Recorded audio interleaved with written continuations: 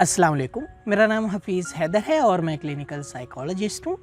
आज मैं बात करने जा रहा हूँ पर्सनैलिटी डिसऑर्डर के क्लस्टर बी की। क्लस्टर बी में स्पेशली जो है हिस्टोनिक पर्सनैलिटी डिसऑर्डर। अगर सादा अल्फाज में कहा जाए तो ऐसे जो लोग हैं जो हिस्टोनिक पर्सनैलिटी डिसऑर्डर का शिकार है, इनकी जो लाइफ है ये ड्रामाटाइज होती है। इवन के इनके ऊपर इतने के ड्रामेज़ लिखे जाते हैं कि इनके जो है इमोशनल जब जब ये एक्सप्रेस करते हैं तब जो है ये एक नई कहानी स्टार्ट करते हैं, तब जो है ये एक नया पर्सोना पहनते हैं और जिसकी वजह से इन्हें जो है बहुत ज़्यादा प्रॉब्लम को फेस करना पड़ता है। तो इनको जो है अटेंशन हासिल करने के लिए जो है कुछ भी करना पड़ सकता है और ये करने के लिए एग्री भी होती हैं। अगर इनको जो है अटेंशन और तवज्जो जो है ना मिले तो वो जो है बहुत ज़्यादा परेशान हो जाते हैं। जस्ट लाइक अगर प्राइम मिनिस्टर है और वो जो है एक पब्लिक के दरमियान आकर बैठ गया और उसकी जगह जो है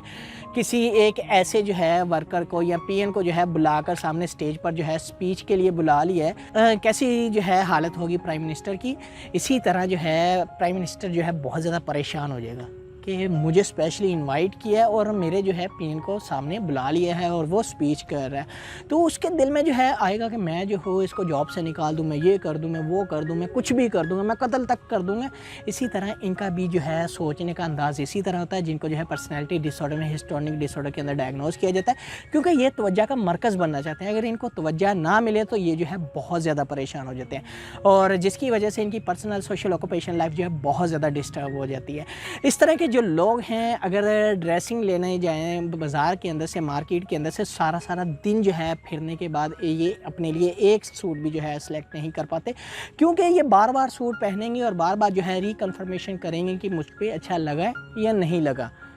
क्या मुझे लेना चाहिए या नहीं लेना चाहिए, मेरे लिए आज शॉपिंग जो है वो सही रहेगी, आज तो मुझे कोई देख ही नहीं रहा। अक्सर जो है हिस्टोनिक पर्सनैलिटी डिसऑर्डर जो है लड़कियों के अंदर डायग्नोस किया जाता है और बहुत कम जो है तादाद में लड़कों के अंदर जो है डायग्नोस किया जाता है। इवन कि दोनों के अंदर डायग्नोस किया जा सकता है, दोनों के अंदर जो है पर्सनैलिटी ट्रेट हो सकते हैं, लेकिन ज़्यादा जो मकदार है वो लड़कियों के अंदर है। तो इसी तरह जो है अगर कोई भी लड़की जो है अगर उसको जो है टेंशन का जो है मरकज़ ना बनाया जाए तो उसके अंदर बहुत ज़्यादा परेशानी आती है, गुस्सा आता है, चिड़चिड़ापन आता है और इवन के जो है उस डिज़ायर को फुलफ़िल करने के लिए अनएथिकल वेज़ को भी चूज़ किया जाता है। हिस्टोनिक पर्सनैलिटी डिसऑर्डर के जो है लोग कुछ भी करने तक जो है चले जाते हैं, इवन के जो है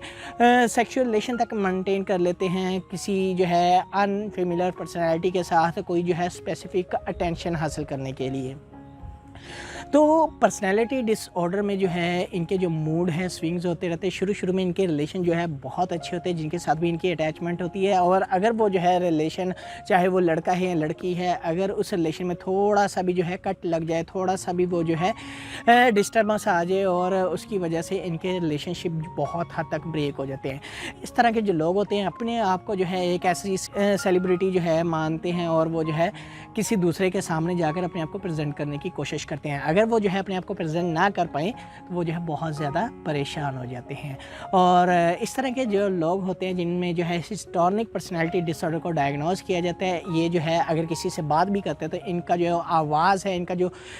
स्पीकिंग है, इनका जो वे ऑफ स्पीकिंग है वो दूर से पहचाना जाता है कि ये जो है ड्रामाटाइज है, क्योंकि ये जब बात करते हैं तब जो है एक नया मार्क्स पहनते हैं। जब किसी के सामने जो है प्रेजेंट होते हैं नया मार्क्स पहनते हैं, यानी कि हर शख्स के साथ इनकी जो है एक अलग पर्सनैलिटी होती है, हर शख्स के साथ एक अलग जो है इनका ज़िंदगी का अंदाज़ होता है और ये हर शख्स के सामने अपने आप को जो है एक अलग स्टाइल में प्रेजेंट करते हैं। इस तरह के जो लोग होते हैं छोटी छोटी बात पे बहुत ज़्यादा परेशान हो जाते हैं और सबसे मेजर जो परेशानी की बात होती है इनकी वो ये होती है कि इनको जो है कोई अटेंशन नहीं मिल रही, तो इसलिए अटेंशन हासिल करने के लिए कुछ भी कर सकते हैं। तो अब मैं बात करता हूँ इसकी काजेज़ की। तो काजेज़ में सबसे पहले नंबर पर होता है जीन्स के अंदर जो है अगर कोई प्रॉब्लम हो, कोई नॉर्मेलिटीज़ हो कि मॉम के जीन्स के अंदर थी तो वो जो है बेटी के अंदर आ गई है, फादर के अंदर थी तो वो बेटे या बेटी के अंदर आ गई है, या फिर जो है दादा दादी नाना नानी और समथिंग अदर जो रिलेशंस होते हैं उनके अंदर थी, तो उनकी वजह से जो है वो जीन्स इनके अंदर जो है मुंतकिल हो गए। बाज़ दफ़ा कुछ जीन्स ऐसे होते हैं जो रिसेसिव होते हैं और वो जो है किसी थर्ड जनरेशन के अंदर जो है एक्टिव हो सकते हैं, ऐसे होने के भी चांसेस होते हैं। और बाज़ दफ़ा जो है इंसान का जो पेरेंटिंग स्टाइल है उसकी वजह से भी ये जो है होने के चांसेस होते हैं, या फिर जो है बिहेवियरल प्रॉब्लम की वजह से या एनवायरमेंटल प्रॉब्लम की वजह से भी होने के चांसेस होते हैं। अगर मैं बात करूँ इसके ट्रीटमेंट की, तो ट्रीटमेंट में जो है ऐसे जो लोग होते हैं इनमें जो है ईगोसेंट्रिक जो है एक ऐसी कैरेक्टरिस्टिक्स होती है जिसकी वजह से ये जो है ये समझते हैं कि हमारी मर्ज़ी है, हमारी पर्सनैलिटी है, हमारे अंदर कुछ भी नहीं है। ठीक है, मेरी लाइफ है, मैंने गुजारनी है, तो इसी वजह से इनका ये जो पर्सनैलिटी का ये ट्रेट होता है ये इनको किसी साइकोलॉजिस्ट, किसी साइकेट्रिस्ट के पास जो है जाने पर मजबूर नहीं करता। और अगर जो है ये जाते हैं तो ये साइकेट्रिस्ट के साथ जो है मेडिसिन कंसल्ट करते हैं और साइकोलॉजिस्ट के साथ जो है थेरेप्यूटिक प्रोसीजर के ज़रिए अपना इलाज करवाने की कोशिश करते हैं, क्योंकि पर्सनैलिटी ट्रेट है, पर्सनैलिटी ट्रेट को चेंज करने के लिए बहुत ज़्यादा जो है मेहनत करनी पड़ती है। तो अगर ये साइकोलॉजिस्ट के पास जाते हैं और साथ में मेडिसिन खाते हैं, इस तरह के जो मरीज़ होते हैं, तो बज़रिया बातचीत भी इनका इलाज होता है और बज़रिया मेडिसिन भी इनका इलाज होता है। लेकिन इनका जो इलाज होता है वो लंबे अरसे के लिए होता है। मेडिसिन भी जो है बहुत ज़्यादा स्लो डाउन जो है असर करती है और इसके पर्सनैलिटी के ट्रेट को चेंज करने के लिए जो है साइकोलॉजिस्ट को बहुत मेहनत करनी पड़ती है और इनके जो है इन ट्रेड्स को जो है मैनेज किया जा सकता है। और ये मैनेज जो है फ़र्स्ट ऑफ ऑल तब होता है जब बहुत अच्छी जो है रेपो हो।